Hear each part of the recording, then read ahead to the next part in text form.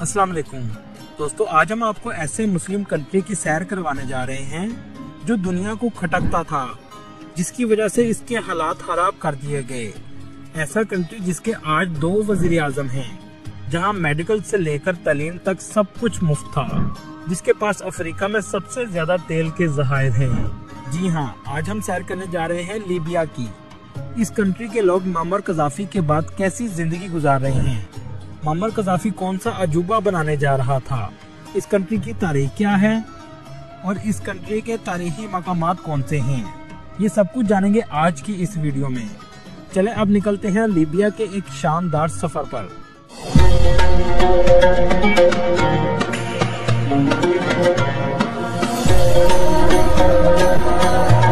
इस कंट्री का ऑफिशियल नाम स्टेट ऑफ लीबिया है।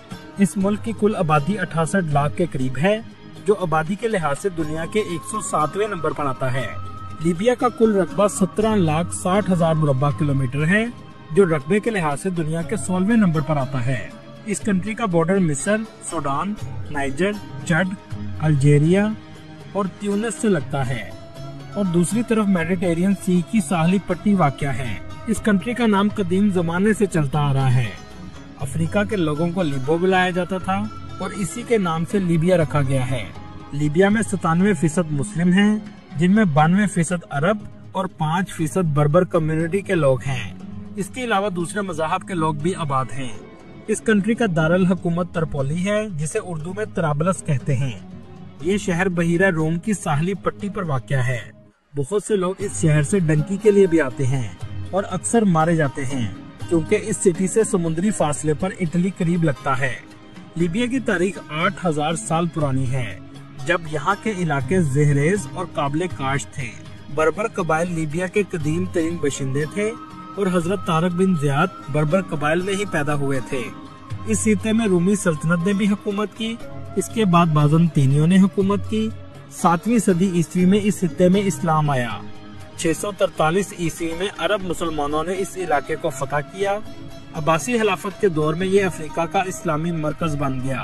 1551 में सल्तनत उस्मानिया के ज़ेरे असर रहा। सल्तनत उस्मानिया इस इलाके को तराबलस से कंट्रोल करती थी। 1911 में इटली ने लीबिया पर हमला कर दिया और इसे अपनी कॉलोनी बना लिया। ये कब्जा 1943 तक कायम रहा। 1943 में लीबिया के लोगों ने उमर मुख्तार की क़यादत में लीबिया को इटली से आज़ाद करवा लिया। दूसरी जंग अजीम के दौरान लीबिया मैदान जंग बना रहा, जिससे इस कंट्री का मुकम्मल इंफ्रास्ट्रक्चर तबाह हो गया। 1991 में लीबिया को मुकम्मल आज़ादी मिली और शाह अदरीस अव्वल के तहत मुमलिकत लीबिया कायम हुई। 1969 में एक फौजी बगावत के जरिए मुअम्मर कज़ाफ़ी ने शाह अदरीस का तख्ता उल्ट दिया और लीबिया अरब जमहूरिया कायम हुआ। कज़ाफ़ी ने सोशलिस्ट और अरब कौम परस्तियों की पॉलिसियों को फ़रोग़ दिया। कज़ाफ़ी के दौर में लीबिया एक ताकतवर तेल बरामद करने वाला मुल्क बन गया, लेकिन इनकी हुकूमत पर इंसानी हकूक़ की खिलाफवर्जियों और दहशतगर्दी के इल्ज़ामात लगाए गए और इन सब का बहाना बनाकर कज़ाफ़ी को हलाक कर दिया गया। इसके बाद लीबिया के हालात में तेजी से बदतरी आना शुरू हो गई और खाना जंगी का भी आगाज हो गया। आज लीबिया सियासी तौर पर अदम इस्तेकाम का शिकार है, जबकि अफ्रीका के बड़े पैमाने में तेल के ज़खायर लीबिया के पास मौजूद हैं। इसी वजह से दुनिया के कुछ ममालिक इसके हालात बेहतर नहीं देखना चाहते। लीबिया के लोग मेहमान नवाजी में किसी से कम नहीं हैं। किसी के घर जाना हो तो चाय और खाने की दावत आम रवायत है। मेहमान से अच्छा सलूक इस्लामी और कबायली इक़्तिदार का हिस्सा है। मुश्किल हालात से गुजरने के बावजूद यहाँ के लोग रवायात और सकाफत से जुड़े हुए हैं और बेहतर मुस्तकबिल के लिए पुरउम्मीद हैं। लीबिया में तकरीबन 18,000 के करीब इंडियन आबाद हैं, लेकिन लीबिया में इंडिया की एम्बेसी मौजूद नहीं है। ट्यूनिस में मौजूद इंडिया की एम्बेसी तमाम मामला देखती है, जबकि पाकिस्तानियों की तादाद 6,000 के करीब है, जो इस वक्त लीबिया में मुकीम है। ये तादाद माजी के मुकाबले में काफी कम है। लीबिया में 1970 में 1,50,000 पाकिस्तानी आबाद थे। ज्यादातर पाकिस्तानी मशरकी लीबिया में रहते हैं, खास तौर पर बिनगाजी में 74% और सर्त में 9% और हदायबा में 7% आबाद हैं। इस कंट्री में पाकिस्तानी ज्यादातर तामीरात, टेक्नीशियन और इलेक्ट्रीशियन के तौर पर काम करते हैं। कुछ लोग मैन्युफैक्चरिंग और IT के शोबे में भी काम करते हैं।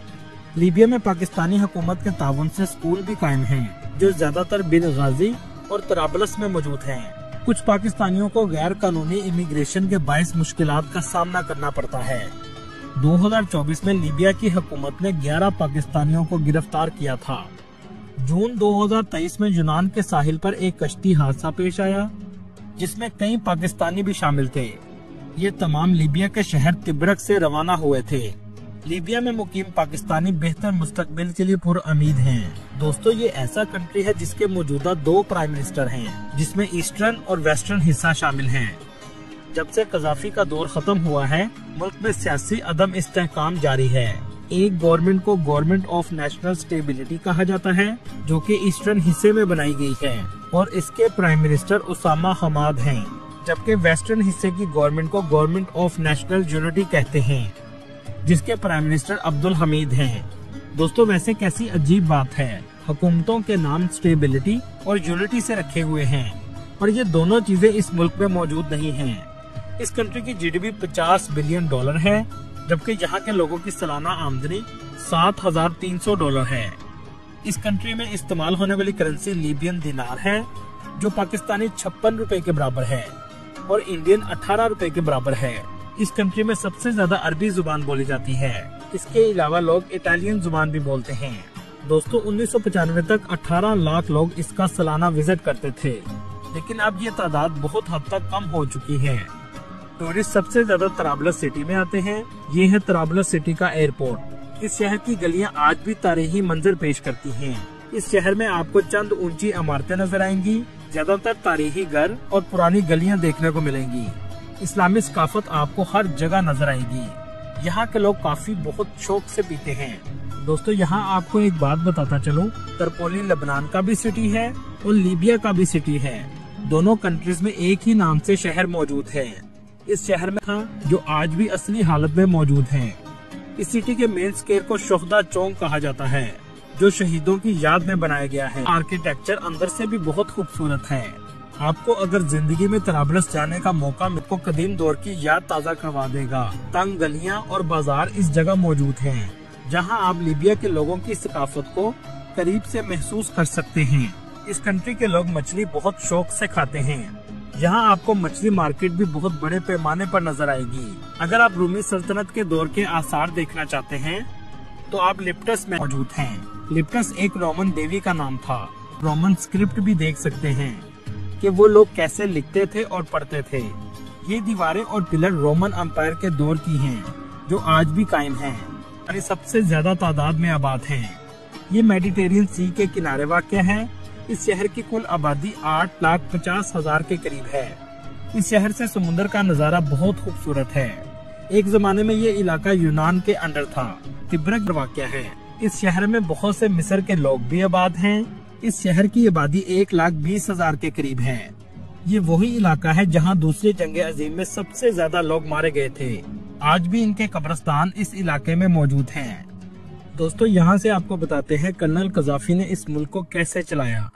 ये सुनने के बाद आप इसका फैसला खुद करेंगे कि ये मुल्क के लिए अच्छा था या बुरा था। दोस्तों, यहाँ आपको एक बात बताता चलूं, कर्नल कज़ाफी पैदा तो गरीब खानदान में हुआ। जब मरा तो $200 मिलियन का मालिक था।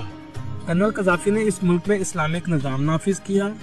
ऑयल से आने वाला पैसा अपने मुल्क पर लगाया, जिससे मुल्क की तरक्की की रफ्तार में तेजी आई, जिसमें कुछ सहूलियात हैरान कर देने वाली थी। पूरे मुल्क में सबको फ्री मेडिकल और तालीम भी हर बच्चे को फ्री दी जाती थी।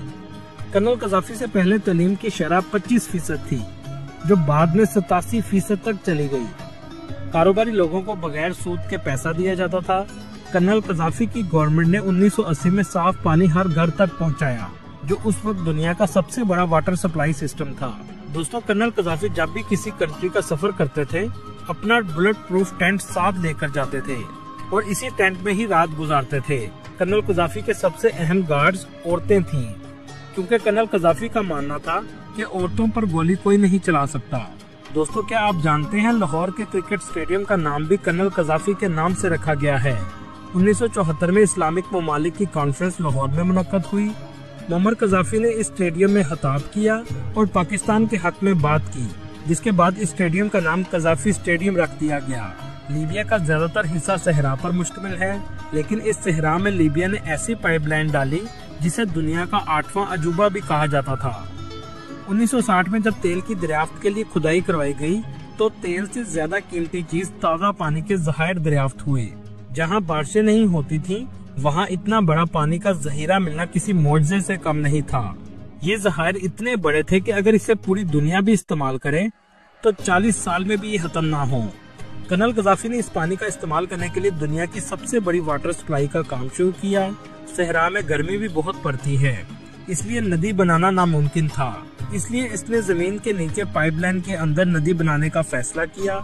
इन पाइप्स को लीबिया में ही तैयार किया गया और जमीन के अंदर 20 फुट तक ये पाइपलाइन डाली गई। ये उस जमाने में दुनिया का सबसे बड़ा मैन मेड रिवर सिस्टम था और इस प्रोजेक्ट को बगैर किसी लोन के पूरा किया गया। लेकिन इसकी क्या वजह थी कि ये सिस्टम मुकम्मल तौर पर बंद हो गया? 2011 की हाना जंगी में 2 वाटर प्लांट को नेटो फोर्स ने तबाह कर दिया और इस पूरे सिस्टम को खत्म कर दिया। और आज इस कंट्री में 50% से भी ज्यादा लोग पानी की किल्लत का शिकार हैं। अल्लाह ताला पूरी दुनिया में मुसलमानों की मदद फरमाए, आमीन। दोस्तों, ये थी आज की हमारी इन्फॉर्मेटिव और दिलचस्प वीडियो। आपको वीडियो कैसी लगी कमेंट में जरूर बताइएगा और नए आने वाले दोस्तों से गुजारिश है हमारे चैनल को सब्सक्राइब और लाइक जरूर कीजिएगा। अगली वीडियो तक अल्लाह हाफिज।